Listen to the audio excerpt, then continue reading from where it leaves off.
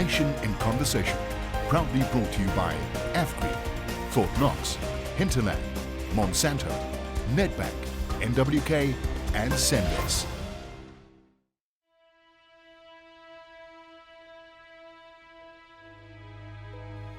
Where jungles stood, great cities rise. On desert wasteland, new farmland lies. Where man aspired to rearrange, he dreamed a dream and made a change. His mind is such a shaping force. Good day, this is Nation in Conversation. We welcome you from Forum Homini in the cradle of humankind. Today we will discuss agriculture as a national asset. Remember to join the conversation on Twitter at Nation Converse. Joining me in the studio is Mpumelelo Nkabela, editor of the Sowetan, Tabi Nkosi, senior economist Agri-SA, and Francois Strydom, the managing director of Senvis. Francois, I would like to start with you. If you look at today's agriculture company and you compare it to an agricultural company of 15, 20, 30 years ago, what's the major differences? Matthew, I think to start off with is the whole globalization. In the soft commodity business, which we are in, we've become part of the global flows.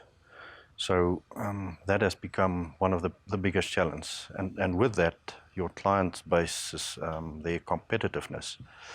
Remember that all soft commodities, price formation, price discovery, is centrally based, CBOT, Chicago Board of Trade. So it means that a farmer anywhere in the world at any certain time is competing against any other farmer. And then, of course, the whole issue that in South Africa has changed, say, in the last 20 years is the whole question of subsidy levels. The South African farmer the grain farmer are subsidized or unsubsidized. Competing with a subsidized farmer. Against the US, where the levels of subsidy is around 30, 35%, and in Europe the same. And then if you go to the levels of, say, rainfall, soil fertility, those things are much less competitive than international, certainly US and Europe based. So the level of competitiveness of your client base has severely changed. And then, of course, all aspects of business. Agriculture is just a business, the same as any other business. So all the modern sort of requisites that the economy asks of you are there: the talent war, the ability that you have to reach clients and integrate with your clients. Those are sort of the main things that has changed. But also, as your farmer becomes more sophisticated in terms of competing with the rest of the world, surely his expectations of agriculture companies that service him is heightened. So previously a business-to-consumer model were sort of the standard norm. Now it's a business-to-business model. There's roughly about 30,000 farmers, and of that, sort of 10% of them produce 80% of the produce. So those farming units in their own rights are a large business. You can compare them to businesses that's listed on the Altex. The difference is that it's normally a family-run business, but it's a highly sophisticated business unit. So yes, the demand from the client is so much bigger. But then again, that is not only sort of isolated to agriculture. It is now the age of the consumer, the age of the client, and therefore that's where any business should start. If it doesn't, you'll pay the price very soon. I want to come back to you. If we look at the agriculture value chain, and we're talking about the whole value chain, that is a major part of the South African economy, isn't it? Absolutely. I think when people think about agriculture, they think about the farmer. But the reality is that really agriculture has a long chain before food actually reaches the tables of the consumer. So you're looking at farmers, you're looking at seed companies that supply the farmers, logistics companies, truck companies to take the food and the produce to the storage facilities, you're looking at agro-processors, retailers.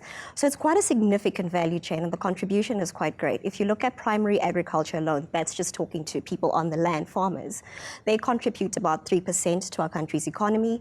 But looking at the entire value chain of retailers and agro-processors, it gets as high as about 18%. And I mean, the growth figures were recently released where we saw that the economy contracted by about 1.3%, and agriculture was a huge contributor to that. That really shows you that with the current drought that we're going in, where agriculture is constrained, the effect on the economy can be quite great. But also looking at on the job side, we know that job creation is a huge priority for our government. But unfortunately, as a country, we're sitting with a large unskilled labor force. And really, there are very few industries that can absorb the majority of our workers. And those are construction, mining, and agriculture as well. And we've seen the challenges in the mining sector, which really leaves very few options. So agriculture really has the capacity to absorb the majority of this labor force and really make a huge contribution to the economy. You've heard what Tabi was saying. You've heard what Francois was saying. It's a specialized industry. It's a core industry to South Africa. But we have imperatives in South Africa. We need to create jobs. We need to transform the economy. We need to get more people involved. How do we balance these? The biggest battle right now, going forward, beyond in the 21st century and beyond, would be how governments work together with their own domestic firms to battle it out there in the global economy for market share. So I think from the perspective that is put on the table, I think that's what we should be working towards.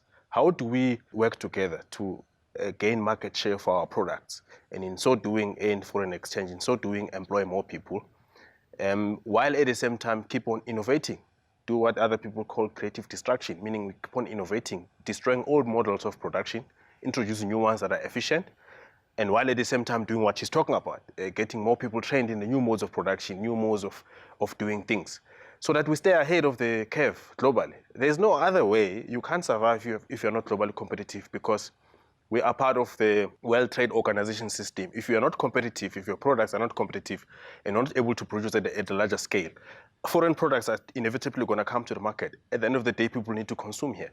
So we have to battle it out there. But we can't do that if we're fractured and not united here, and we don't have the common goal. And if it's not a strong industry.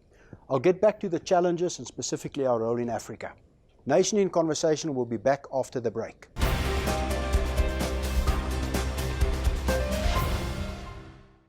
Welcome back to Nation in Conversation. We continue our discussion on agriculture as a national asset. Francois, the role, we've talked about this national asset and the fact that we need to be competitive. I want to ask this from two positions. Number one, what is our role, therefore, in Africa, and where should we play that role, on the one hand? But on the second hand, that's also important that we have links to the best technology in the world, that we have access to the best technology available wherever it is, at which companies it is. How do you position a big company in that respect? Let's just start where Mpumelelo left off, the whole competitiveness issue, and the fact that, you know, it's a sort of a country company, almost a JV. Remember that, and we can see it in Africa especially, that it's not Chinese companies coming into Africa. It's really the Chinese government absolutely backing state-owned companies, while, you know, sort of the Western companies are supported through subsidy levels and so forth, but they're almost on their own. So I can tell you, in Africa, it is a battle. It is a battle, sort of companies against global and huge forces. So maybe that's the one angle, and we can come back to Africa, but I wanted to touch on the technology and how do we access technology. Clearly, and maybe we should rather talk about innovation, because technology is only, you know, one part of innovation. Innovation is right across all business streams, and you have to be cutting edge to be globally competitive against all those issues. Remember, if you start with the very basics of the food value chain, the world average rainfall is around about 850 millimeters. South Africa's is 500 millimeters. Now, if you look at America, it's 900 to 1,000. If you look at Brazil, 1,400 to 1,600, with much better soil fertilities. And as I said, no subsidies here. So you start at a very big deficit. And the only way that you can really catch up is through innovation, of which technology is one of the biggest assets. So how do we do it as a local player? Partnerships, formal partnerships, and that is one thing that we drive, partnerships with international companies, partnerships with innovative input providers like John Deere, Monsanto. Those are guys that bring the best of international technology to South Africa, and really has helped the South African producer to be world competitive against all these odds. So tremendously important. And I think, to a large scale, the sort of the deficit that Africa, the rest of Africa has on a competitive scale, is because of the lack of, the competitive edge through technology. Yes, volumes and accessibility, those things are important. And, something that we forget is just merely exchange rate. If the developing countries start slipping against what has happened this very week, you can't hedge the soft exchange rates of Africa. So you make massive losses in Africa just purely by sitting still. So it's a challenging environment. Tabi, growth in the agricultural sector. Where's the areas where we can expect growth or where we should focus on? Well, it's definitely looking across our borders, like what Francois was saying on the Africa story. I think a lot of people woke up late to the Africa story. China, in their 12-year strategy, have prioritized Africa. The US, the same. But I think as South Africa, we kind of really haven't taken advantage of that. The majority of the world's population growth is estimated to come from sub-Saharan Africa, which is really just north of our borders. So I really think that if we're looking for growth, we need to start thinking about regional value chains, thinking about not just what we can produce in South Africa, but starting to take advantage of more favorable conditions, for instance, in Zambia, where the rainfall is much better and the soil fertility is much better. But currently we're constrained by these borders and by logistics and bureaucracies that we can't really fully take advantage of that. And I think that's really holding us back from a growth point of view. Is another point not, Mpumelelo, that in South Africa we have some of the best commercial farmers, but we have areas that's not yielding the same. If you look at a sub-Saharan Africa where there's great agriculture potential, the yield gap is 60–70% compared to some of the best farming practices. How do one address that principle? Well, we have to up our game to remain among the top quality producers of food products in South Africa. You have to invest a lot in skills development, innovate a lot, introduce new things in the market,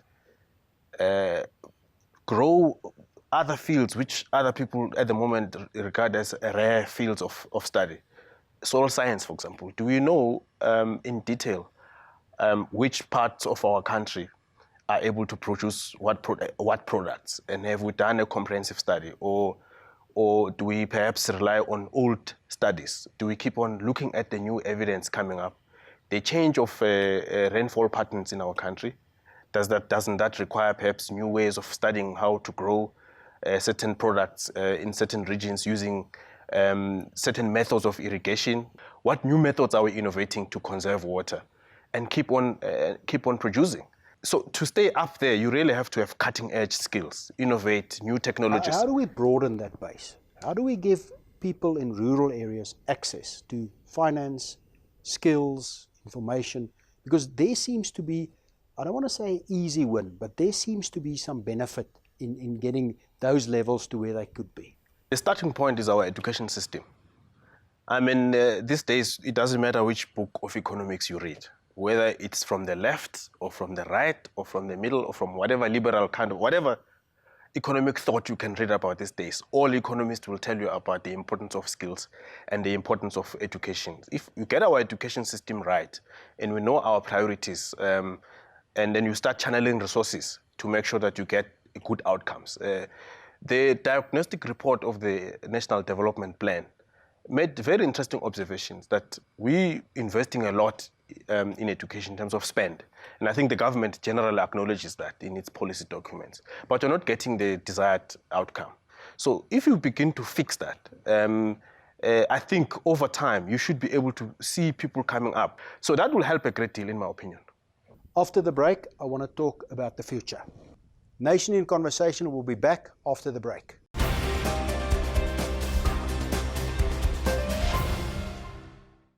Welcome back to Nation in Conversation. We continue our discussion on agriculture as a national asset.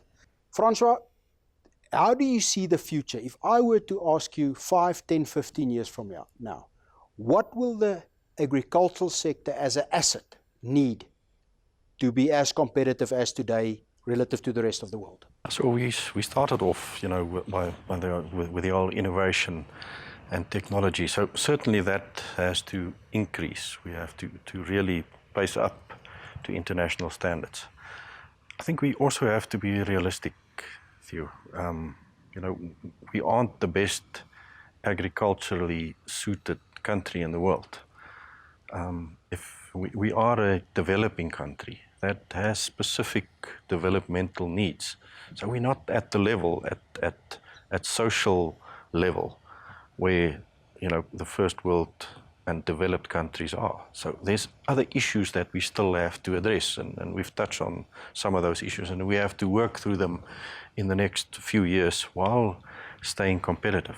It is a difficult game, but I think that from a future point of view, I think that sort of the soft commodity environment is going to be very challenging for us.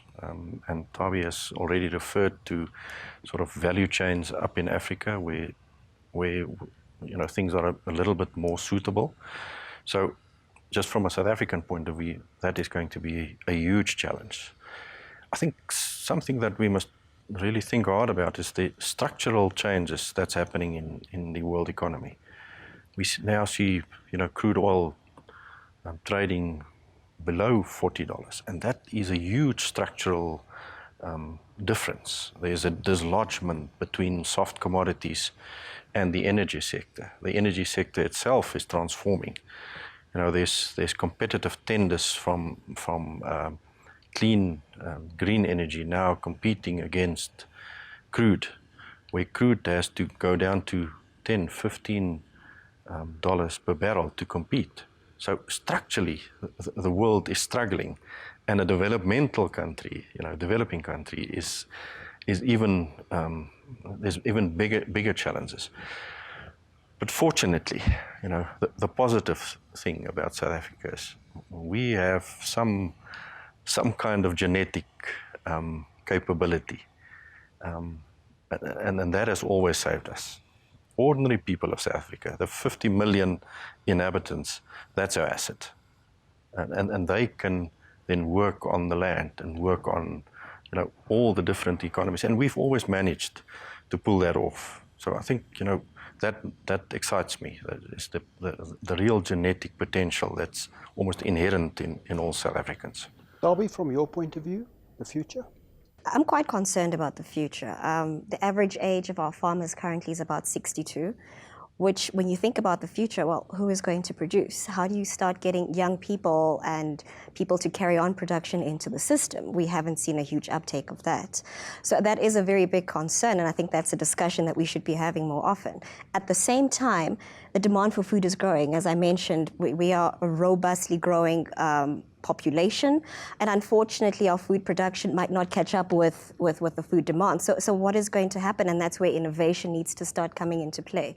And of course young people are suited to adopting this innovation and really running with it, which really is, I hope, an encouragement to younger people who think that agriculture is a boring thing. There are some really cool things that are happening in labs, cool things happening on farms that is very exciting. So I really think think that the future of agriculture is not going to be as we know it. It is going to be more global. We're going to see one big African market. There'll be more diversity in terms of the crops that we produce, really taking advantage of what we are geographically suited to produce, what kind of skills we are producing as a country. So I think it's quite exciting because there'll be so much diversity, different people entering, and really breaking up the homogeneity that we've seen in the sector. Ubulelo, if you were to advise a young person that looks at this program and say, this is a sector I can get involved in, what would your advice be? Well, I will say to that young person, well, you obviously are based in South Africa, but you need to have a global mindset to it. There are good things going for us. We shouldn't be all gloom and doom and all of that. If you consider the fact that she talks about population growth, the whole of Africa has got a youngish and growing population. The reason why the US and China are beginning to start to prioritize Africa as a market, remember they think of us as a market, is precisely because they can see growing number of consumers.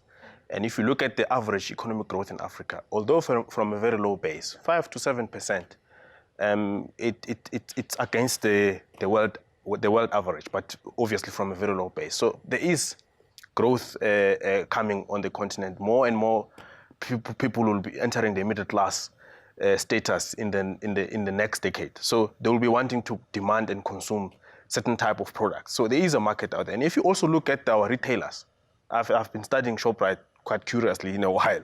If you look at ShopRite spread on the continent and the logistical system that ShopRite has built over the years, since the early 90s, since the dawn of democracy, it's a marvelous infrastructure that they've done. But they are now no longer only focusing on taking South African products to African markets.